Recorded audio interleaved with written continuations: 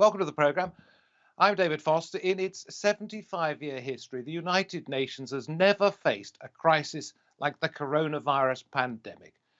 So there's plenty to discuss with the UN's Deputy Secretary General, Amina Mohammed, and I'm pleased to say she joins us from New York for this special edition of Roundtable. I'd like to move now onto COVAX. That is the scheme, the international scheme to get vaccinations to the most vulnerable. Let's take a look at it. Vaccine distribution has become a key part of the conversation in the fight against the COVID-19 global pandemic. No one is safe until everyone is safe, goes the argument. And there is an economic cost of failing to vaccinate. One estimate suggests unequal vaccine distribution could lead to $1 trillion a year hit on the global economy. The COVAX initiative, led by the World Health Organization, was set up as part of a global effort to ensure equitable vaccine access for all. The first doses have recently been delivered, and the aim is to deliver more than 2 billion doses to people in 190 countries in less than a year. But right now, there's not enough money to make good on that promise. The WHO says another $2 billion is needed. As I was preparing for this programme, I did a quick check and I found only Côte d'Ivoire and Ghana on a list of those countries that have got the vaccines. Maybe you can add to that, or perhaps you can explain why it's so slow. Well, yes, it's slow. And I think that here what we're seeing is a lot of vaccine nationalism. There are great efforts by some partners to try to put the doses into the COVAX for that to get out to developing countries.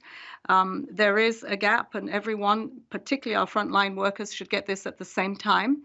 But let me update the information. I mean, it is not only Ghana and Côte d'Ivoire now.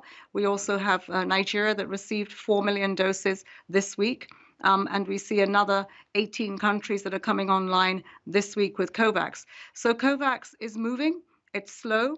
We need to increase production. We need to make sure that the doses that people need in the countries across the globe get them at the same time delivered and vaccinated.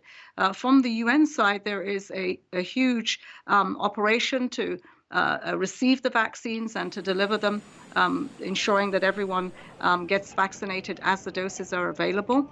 I think really the pressure right now is, to make sure that COVAX gets its 2 billion doses and that we have the resources for that. And that the efforts that have been made by some regions, such as Africa, that those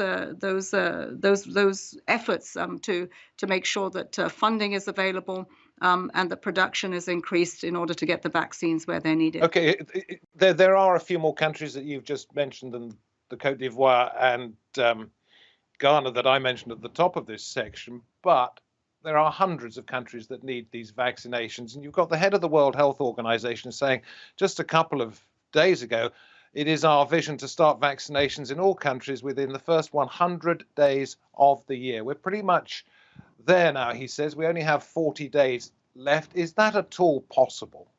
Well, as Mandela often said, it always seems impossible until it's done. Our job is really to keep pushing for this and to making available the vaccines that need to be. We are looking at countries who have got excess orders for vaccines to try to bring them where there aren't any. But I think there are very real challenges, and all we can do is to continue to see what we can get to everyone in that first 100 days and to continue doing it through the year. And what happens if you don't? I don't know what happens if we don't. Many people will be at risk, first of all, at losing their lives, particularly the most vulnerable.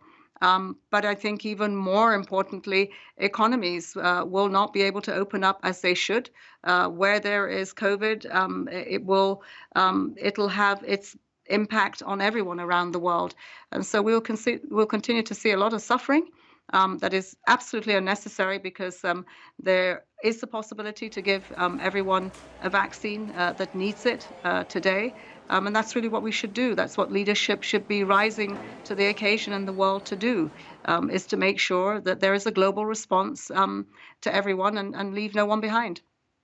And whose failure might that be if it comes to that? Would it be a failure on behalf of the World Health Organization, part of the United Nations, or a failure on behalf of those countries that said, yes, we're going to give you lots of money, but you're still $2 billion short? It would be a failure of global leadership, quite frankly. This is when we need global leadership to come in solidarity with what has been a global pandemic. It is a health crisis, but it has also been a socioeconomic crisis for the very vulnerable and the very poor. There are the resources to do this. It needs political will. It needs global leadership. And if there is a failing, then it will be of global leadership. And does that global leadership include the United Nations? Well, the United Nations is made up of global leadership, so yes, absolutely. The membership of the United Nations is very much a part of that.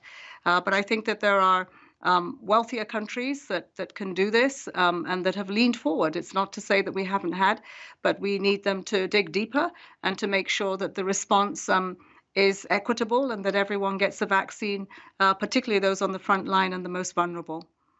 Fair to say that you would be disappointed in the reaction you've had from international communities, particularly the wealthier nations who've said, yes, we're all for this scheme, but just haven't upped the money? I think there'd be a great deal of disappointment. You only have to be out in these countries to see the suffering. Of course, we'd be disappointed. Where there is the wherewithal, then there is absolutely no excuse. And I think that, this is a global pandemic of which probably we will see more in the future. We have to learn the lessons of today, make sure that we are in a mode that can either prevent or are ready to contain the next one. But right now, I think that the global response for the vaccines has not been where it should be. We've probably seen the worst side of the behavior of some countries, and I hope that this will not happen as we go forward. It really is not where global solidarity should be with humanity today. Who would you include? Which countries would you put on that list? I think that if you just look to the countries that are right now leading on this, the ACT Accelerator and COVAX is led by a number of countries, and those countries, as much as we have seen some forward-leaning and some contribution to this, it's not enough. And I think that they know who they are, and I'd leave it at that. Well, they know who they are, perhaps, but so do you. Why can't you say who they are?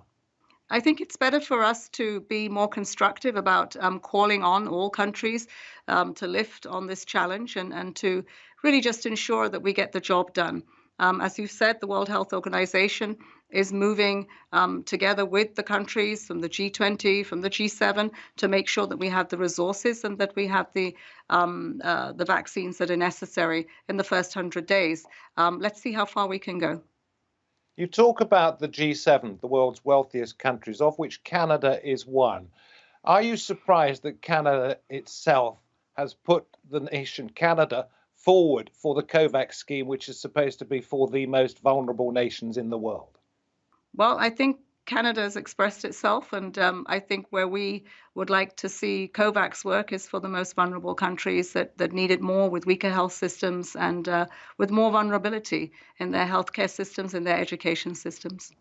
Okay, I think I get the message from that, Amina. Thank you very much indeed. Just a final message to those countries that haven't done enough yet. What would you say? They've got to do more. They will only be as safe as the investment that is made to ensure that everyone gets the vaccine and gets it as soon as possible. But specifically what? Just pay up?